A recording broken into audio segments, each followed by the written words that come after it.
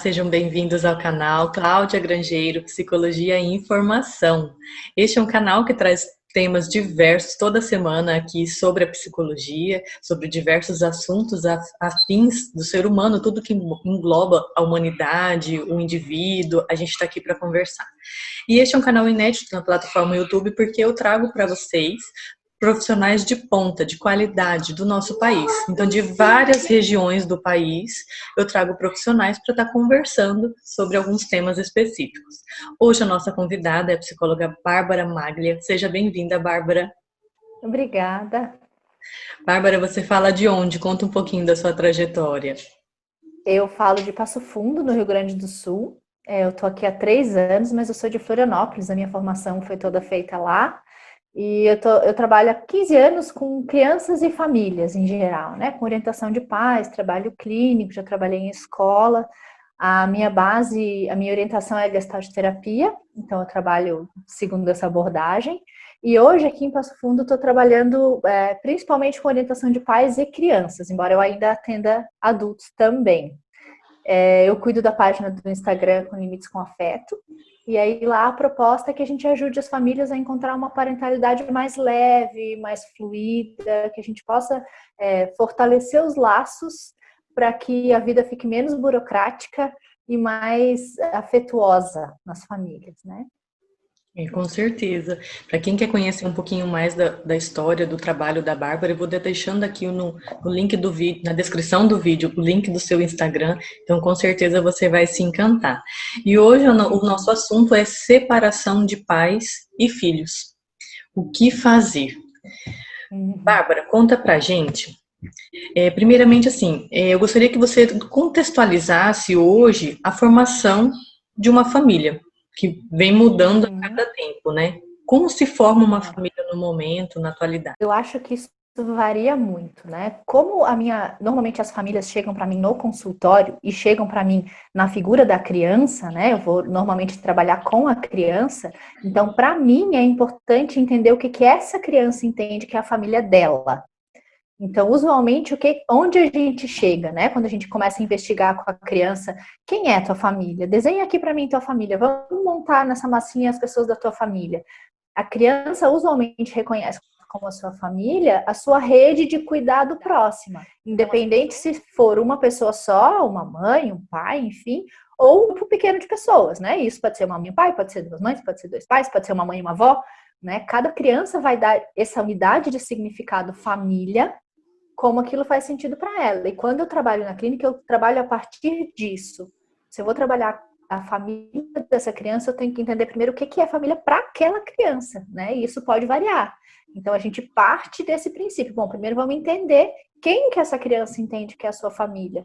E são essas pessoas que vão compor o nosso trabalho, independente se elas tenham laços biológicos ou não. Né? A gente está mais vinculado aqui nos laços afetivos, nos laços de cuidado, nos laços de convivência. Não que essas pessoas que não estão incluídas aí nesse contexto, porque a gente tem sim os laços biológicos, a gente não pode negá-los, né? Eles existem, e às vezes faz sentido que eles apareçam também na clínica em alguma medida, mas a ênfase é em quem está presente para essa criança nesse momento, né? Quem pode ser a rede de apoio dela. Certo, e é tão complexo isso porque, assim, a formação de cada família é de uma forma. Então, por exemplo, quando a criança chega a você, chega até o seu consultório e fala bem assim, mas a minha família não é assim, não é igual a do meu coleguinha. A minha família. Como trabalhar isso na criança, Bárbara? Eu acho que a gente pode se valer de materiais de apoio, né? Hoje a gente já tem alguma coisa de livros que vão trazer essa temática, ou se as crianças são muito pequenininhas, eu gosto de criar histórias com eles, usando às vezes famílias de animais, que é uma associação um pouquinho mais distante para eles, fica mais simples, né? Eu acho que a gente explora a partir do conceito de diversidade. As pessoas são diferentes, elas têm contextos, então é fundamental que a criança se sinta inserida e representada no seu contexto familiar, seja ele qual for. Entendi. E assim, em caso de uma iminente separação dos pais, como dar a notícia ao filho e como orientá-los? Eu acho que isso depende muito das possibilidades dos adultos. né? De como esse casal, como esse par está conseguindo e podendo viver esse momento. Então, eu acho que a busca é o que é possível para que essa criança tenha o máximo de acolhimento nesse momento que com certeza vai ser desafiador, né? Eu acho que um dos pontos principais, e é o que a gente tem que tentar fazer com muita insistência, é fazer ela entender assim que, bom, é um casal que não vai mais existir, mas a unidade familiar dela permanece. É uma coisa que eu trabalho sempre com as famílias que chegam nesse momento de divórcio. Assim, olha, vocês serão sempre a família do fulaninho, vocês não são mais um casal, mas vocês serão sempre a família dele. Né? Então é importante que a criança tenha essa garantia de que ela permanece tendo uma família, né? Uma família que tem uma configuração diferente nesse momento, que se ajusta de uma maneira diferente, mas vai permanecer sendo a sua família, o que se dissolve a união afetiva do casal. É isso. Né? O E ideal é que a importante gente também tente manter o resto. Sim, é importante manter o diálogo com essa criança, fazer ela ser ouvida também, porque às vezes ela Sim. tem uma série de dúvidas, de angústias, de medos, né? Isso. É muito comum que as crianças sintam que elas precisam se aliar a um dos dois, né? A um do par parental. Então, eu tenho que eu defender minha mãe, eu defender meu pai, enfim, né? Escolher um lado. Então, é bem importante que a gente tente manter a criança muito livre para manter os seus laços de afeto com as duas partes, né? E fazer muito filtro do que é assunto de criança e o que é assunto de adulto. Então, os atritos do casal, os conflitos do casal, as questões relacionais desse casal não precisam estar disponíveis para a criança. Ela não precisa saber detalhes do que aconteceu, detalhes de por que esse casal se separou, né? A gente pode dividir com ela, olha, nós, enquanto namorados, enquanto casados, não nos entendemos mais. E aí, por isso, a gente não quer mais ficar junto. Mas isso não tem nada a ver contigo. Isso é um assunto de adulto. Né? Nós continuaremos sendo pai, mãe, pai, pai, enfim, né? Isso se mantém. A gente não vai mais morar junto, a gente não quer mais ser um casal, mas nós continuamos querendo ser teus pais. Para que a criança sinta que isso não é um tabu, porque eu vejo que também acontece, né? A criança começa a fazer um esforço muito grande de filtrar informações. Então, o que eu posso contar disso que eu vivo com o meu pai para a minha mãe? O que a minha mãe pode saber do que está acontecendo na vida? E, né, fica ali meio de mensageiro, e isso toma uma energia gigante da criança e traz um sofrimento. E às vezes apressa uma maturidade que a gente não quer, né? Porque é uma responsabilidade muito grande, né? Então, que os pais possam garantir para a criança esse lugar de criança, de quem precisa ser cuidado e não de quem tem que cuidar. Tirar esse peso da criança, né? Sim. E em alguns casos a criança ela entra num sofrimento tão intenso, seja pela mudança da rotina, né, após a separação, seja por esse conflito que ela fica, né, no meio do pai e da mãe. Quais alterações cognitivas, comportamentais que a criança ela pode sofrer diante de um caso mais intenso?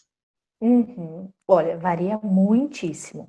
Normalmente o que a gente vê com mais frequência, eu vejo com mais frequência, é assim, um agravamento de situações de ansiedade, assim, né? Então a criança começa com uma sintomatologia que tem a ver, que a gente vê nos adultos, por exemplo, né, em momentos de muita ansiedade. Então é comum começar a roer unha, ter alterações de apetite, alterações no sono, agressividade, baixo rendimento escolar. Então, isso varia muito, né? Depende do quanto que esses adultos estão conseguindo ser suporte para essa criança, né? E isso não é uma questão, eu acho que a gente tem que deixar bem claro, de culpabilizar esses adultos que normalmente também estão no momento de um sofrimento atroz, né? Desfazer um casamento normalmente é uma coisa que exige muito da gente, né? Enquanto pessoa, e às vezes fazer isso, cuidar de mim, tentar me botar inteiro de novo e cuidar da criança, às vezes é muito, né?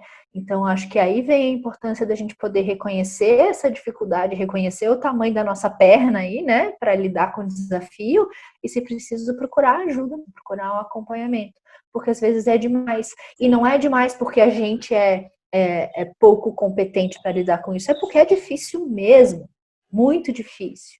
né?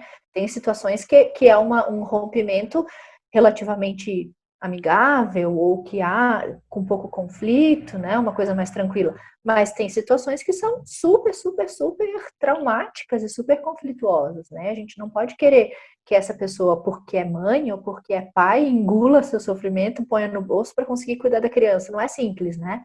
Bom se a gente conseguisse, mas não é simples, né? É Então, às verdade. vezes, precisa de um apoio mesmo.